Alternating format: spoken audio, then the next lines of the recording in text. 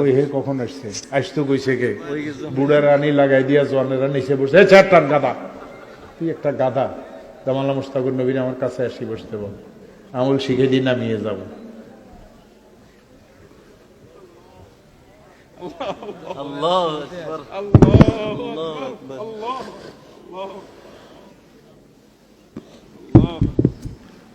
এরা এই দেশের বড় বক্তা, এরা এই দেশের পীর ফকির সব। অনেক পীর এমন আছে, সেই দিন মৌলানা ফয়জুল করিম, রেজাউল করিম, মামুনুল হক, কি বলে হাসান জমিল, সবগুলি ছিল। আমি তোরা আমারে বাপ ডাকর সবাই। আবার এখানে এইরকমও পীর আছে, একটার 15 লাখ, 20 লাখ, 5 লাখ মুরিদ। খেলাফত মাত্র একটা। আমার কাছে খেলাফত আছে 14টা, মুরিদ একটাও নাই। আল্লাহ জানে। মৌলানা মুস্তাকুর নবীকে দেখি তো আমি আমার সব ভুলিয়েই গেছি। হে আমার প্রিয় ভাইরা, হে আমার প্রিয় ভাইরা, হে আমার প্রিয় ভাইরা, ও আমার প্রিয় ভাইরা, তাকওয়াকে শক্ত করিয়ে ধরবেন।